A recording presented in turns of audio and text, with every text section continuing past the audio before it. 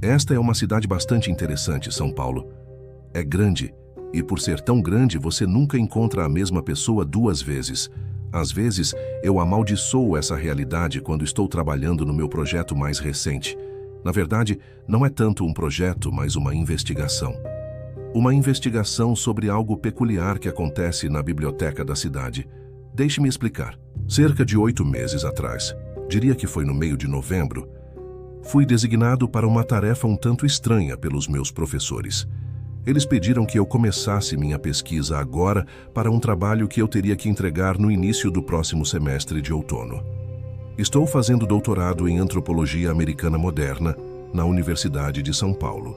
Eles queriam que eu escrevesse um trabalho para identificar o perfil do americano médio, usando estatísticas, cultura, linguagem e outros aspectos. Era um projeto incomum, mas achei que conseguiria fazê-lo. Eu tinha acesso à internet, à biblioteca e uma lista de voluntários dispostos a ser entrevistados caso eu quisesse fazer uma pesquisa. Não trabalhei nesse projeto por semanas.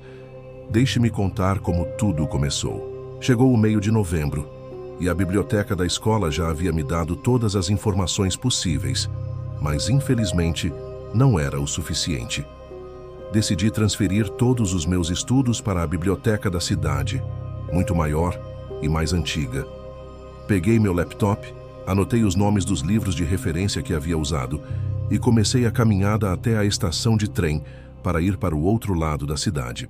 Cheguei na biblioteca por volta das 10 horas da manhã e assim que entrei no saguão principal, fui cercado pelos gritos e risadinhas de uma turma de escola primária.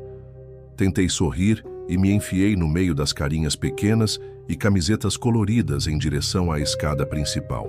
Subi as escadas até o 3º andar, onde saí da escada e fui até o computador para procurar a localização dos livros nos quais meu trabalho estava baseado. Andar 9, ala oeste. Ótimo, pensei comigo mesmo. 6 andares mais para subir antes de começar. Estarei em boa forma quando terminar isso. Então subi e subi. Finalmente cheguei ao meu destino, peguei 4 ou 5 livros, liguei meu computador e comecei a trabalhar. Trabalhei até umas 15h30 quando comecei a sentir fome. Me encostei na cadeira, estiquei os braços para o ar e empurrei meus óculos para o nariz. Foi quando percebi que havia outra pessoa no andar silencioso da biblioteca comigo. Uma jovem, talvez com 18 ou 19 anos, estava olhando os livros nas prateleiras do outro lado de onde eu estava, perto das outras mesas de trabalho. Lembro de ter comentado comigo mesmo que ou eu estava trabalhando muito concentrado para não perceber a entrada de outra pessoa, ou ela era simplesmente incrivelmente silenciosa, talvez uma mistura dos dois. Não pensei muito nisso na hora e continuei organizando minhas coisas.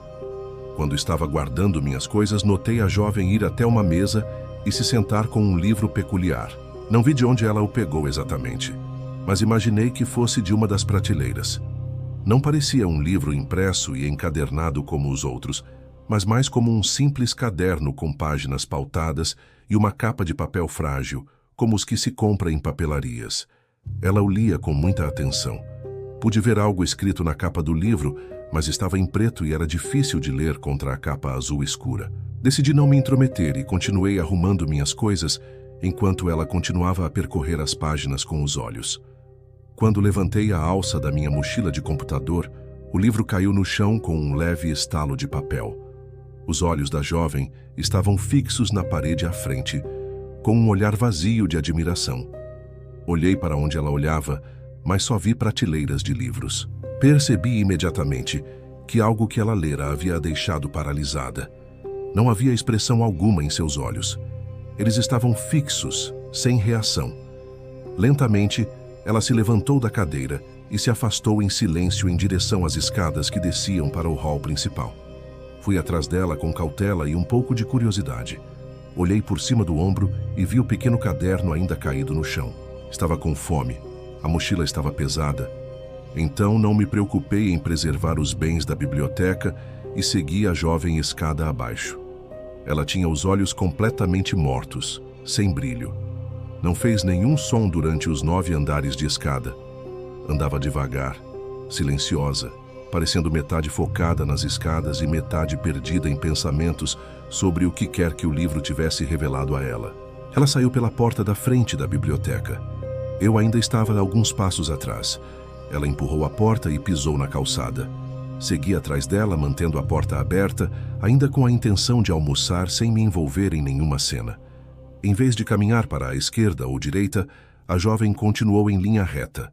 Passou entre os para-choques de 2 carros estacionados e entrou na rua. Entrei em pânico quando ela saiu para o meio da rua. Corri rapidamente para tentar pegar seu ombro antes que ela fosse atropelada, mas já era tarde. Um grande caminhão, com a buzina disparada, a atingiu em cheio.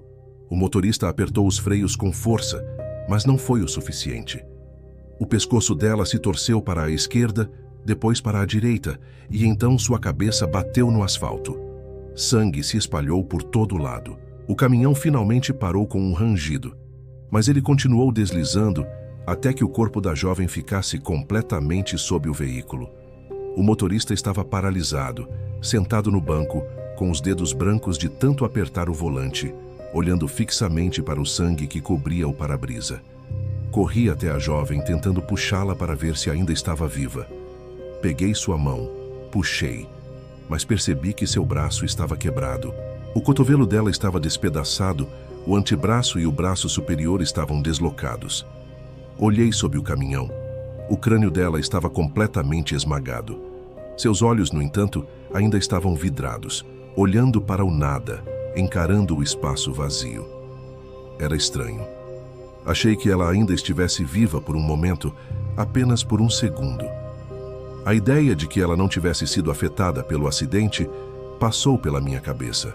Claro nisso, o cérebro dela estava esmagado e o sangue estava por toda parte, mas o rosto dela não mudara. O olhar vazio que apareceu no 9º andar da biblioteca ainda estava em seu rosto. Agora, aquele olhar nunca mais sairia. Fiquei apenas olhando seu rosto por um momento. Levantei-me ao som das sirenes. A polícia chegou e bloqueou a área onde o acidente aconteceu. Conte tudo o que acabei de contar a vocês, disse aos policiais. Eles anotaram, mas não pareciam interessados no caderno. Eu estava abalado, muito abalado. Já não estava mais com fome, decidi voltar para casa. A biblioteca fechou naquele dia. Foi difícil dormir naquela noite. Só queria subir até o 9º andar e encontrar aquele livro. Não sei porquê. Nada me atormentava mais do que o que estava naquele livro. Aquele livro, acho que ele a matou. Ou no 9º andar ou na rua, eu não conseguia decidir exatamente qual foi o momento. O que vi, o que quer que tenha sido, me convenceu de que o livro foi o responsável por uma vida naquela noite. Eu estava tanto curioso quanto aterrorizado pelo que estava naquele livro. E se eu fosse até o 9º andar, deveria lê-lo? Eu poderia até encontrá-lo? Será que a polícia o pegou? Estaria ele ainda no chão onde a jovem o deixou? Não sabia de nada disso. A biblioteca não abriu por dias. Já faz mais de uma semana que estou procurando por esse livro. Eu vasculhei todas as prateleiras no 9º, 8º e agora no 7º andar. Perguntei aos bibliotecários sobre qualquer livro semelhante. Ninguém viu. Perguntei aos zeladores. Nenhum deles viu um livro como esse. Até perguntei a um policial que queria me entrevistar. Ele disse que nenhum livro como esse tinha sido encontrado. O caso foi fechado e declarado um acidente. O motorista foi absolvido, pois ele praticamente não teve tempo de parar. Provavelmente não poderia ter feito nada de qualquer forma. Continuo pensando comigo mesmo. Preciso continuar minha pesquisa. Procurar por esse livro é ridículo. Não faz sentido. Quero dizer, vamos lá. Mesmo que eu o encontre, as chances de o livro ser a causa de sua morte são mínimas. Ela deve ter tido problemas mentais. Talvez tenha sido realmente apenas um acidente. Talvez tenha sido algo completamente diferente. Algo que, sei lá, ela lembrou e que a distraiu a ponto de ela entrar no tráfego sem perceber. Ou talvez o que ela lembrou, sei lá, a deixou tão deprimida que ela simplesmente decidiu acabar com tudo. O livro? Bem, sei lá. É improvável que tenha sido o motivo de sua morte, certo? Mas ainda havia algumas coisas que não se encaixavam. Se os bibliotecários não fizeram nada com o livro, nem os zeladores, nem a polícia, quem fez? Havia muito pouco tempo para alguém subir depois que a jovem e eu descemos. E se alguém foi até o 9º andar, teria que ir até aquela mesa específica, entre dezenas de outras, para encontrá-lo. Era muito discreto, afinal. Acho que preciso de um terapeuta.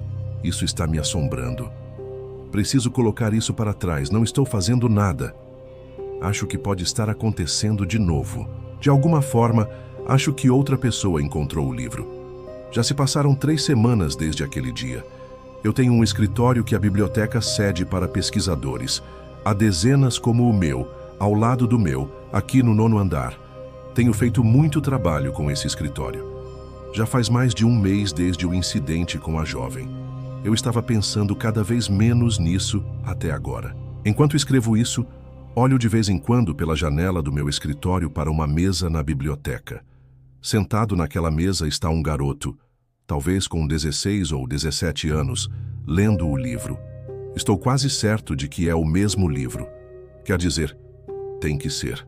Vi quando ele se agachou em uma das prateleiras e pegou o livro. Agora sei o que fazer se ele o deixar cair como a jovem fez. Tenho que pegá-lo. Estou considerando ir até lá agora e pegá-lo dele. Mas não sei, quero ver se ele entra em transe como aconteceu com a garota. Ele já está lendo há muito mais tempo do que a jovem, mas com a mesma intensidade. O garoto deixou cair o livro. Olhou para cima agora, assim como a jovem, mas agora ele está olhando diretamente para mim. Posso ver que ele está olhando diretamente para mim. Não há erro. Levantei-me da cadeira e ele saltou da mesa, com os olhos fixos em mim. Abri a porta do meu escritório e saí para a biblioteca. O garoto ainda estava me encarando, sem piscar. Ele começou a andar na minha direção, mas agora estava contornando a mesa. O que estava no livro? Perguntei a ele. O rosto dele se contorceu. Ele começou a andar lentamente para trás, em direção ao outro lado da biblioteca. Comecei a caminhar na direção dele. O que estava no livro? Perguntei de novo. Ele estremeceu e parecia muito irritado. Agora estava rangendo os dentes. O que estava no livro? Diga-me o que estava no livro, perguntei. Já estava passando pela mesa onde ele deixara o livro. Fui pegá-lo, mas antes que eu pudesse, ele virou de repente e começou a correr. Correu como se os cães do inferno estivessem atrás dele. Eu o observava. Não se passaram 5 segundos até ele chegar à parede oposta, onde havia uma janela muito grande. Ele correu como o diabo, então ele se atirou pela janela, o vidro quebrou e ele caiu. Eu não sabia o que fazer. Foi a 2ª vez que isso aconteceu. Corri até a janela quebrada, sem o livro, e olhei para baixo. Lá estava o garoto de bruços em uma vaga de estacionamento. As pernas dele estavam horrivelmente torcidas. Eu podia ver que ele ainda estava vivo, por enquanto. Ele se mexia, mas estava sangrando muito. As pessoas estavam correndo para ajudar. Voltei até a mesa, mas o livro não estava mais lá. Sentei em uma cadeira. Olhei para meu escritório e fiquei pensando até a polícia chegar para me interrogar novamente.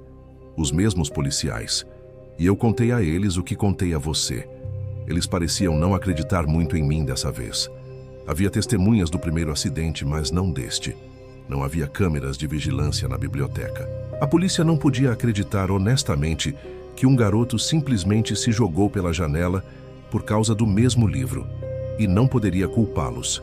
Isso me deixou confuso por meses. Ainda me confunde enquanto estou aqui sentado, esperando no prédio do governo. Estou sendo julgado pela morte deste garoto. Agora estou esperando o psicólogo entrar para me fazer uma avaliação. O psicólogo entrou. Sentou-se e colocou a pasta sobre a mesa. Boa tarde, Sr. Silva.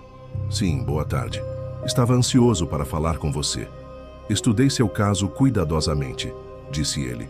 Agora me corrija se eu estiver errado, mas você afirma que tanto o garoto que caiu pela janela, quanto a garota que foi atropelada meses atrás, ambos os quais você estava perto quando morreram, estavam lendo algum tipo de caderno. Sim, expliquei pela 1000ª vez desde que cheguei aqui. Descreva esse caderno para mim, disse ele, abrindo sua pasta. Bem, ele é pequeno, fino, com uma capa de papel azul escuro. Tem algo escrito nele. Justo naquele momento, o médico tirou alguns papéis e sentado ali em sua pasta estava o caderno. O mesmo caderno. Sim, ele disse, olhando para mim com curiosidade. Ele viu que eu estava olhando para o caderno com os olhos arregalados. Ele também viu. O que é isso? Perguntou ele, segurando-o e abrindo-o. Pude ver que estava escrito na capa papel de mosca. Comecei a respirar pesadamente.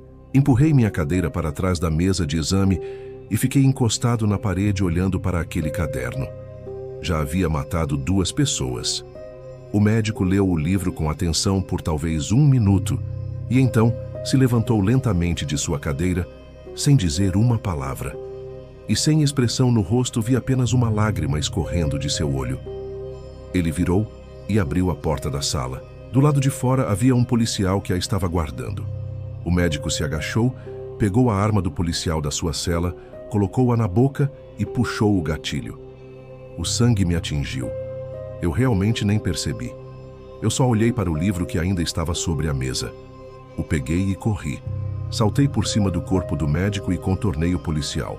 Corri pelo corredor e encontrei um armário de limpeza aberto. Corri para dentro, fechei a porta e acendi a luz. Lá estava eu com o livro. Abri-o e então, bam!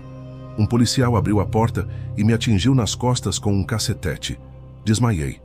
Acordei em um hospital, algemado à cama, ainda coberto de sangue. Os policiais testemunharam que o médico havia se matado, não eu. Eu lhes contei sobre o livro e como estava no armário para lê-lo. Eles procuraram. Disseram que não havia livro no armário. E aqui estou eu sentado nesta cela. Aqui ficarei por 2 anos e meio pela morte não intencional de 3 pessoas com medicação antipsicótica. Agora não estou na prisão, mas em uma instituição. Os cuidadores aqui não tratam bem muitas pessoas, inclusive eu. Eu digo a todos o tempo todo que não estou louco. Eles têm que me forçar a tomar minha medicação todos os dias. Encontrei o caderno na minha cela. Não o li. 2 dos cuidadores mais horríveis aqui também encontraram o caderno. Eu o entreguei a eles. Eles não me incomodam mais. Todos os dias, penso no livro. Sempre parece que ele está me desafiando a lê-lo. Sempre sinto a tentação. Tenho sempre curiosidade sobre o que está escrito no livro. O caderno sempre encontra seu caminho de volta até mim. Eu sei que é melhor não lê-lo. Eu sei disso. Não sou estúpido. Eu vi o que acontece quando alguém lê o livro, ok? Mas eu só quero saber. Eu só quero saber o que está escrito nele. Eu só quero saber.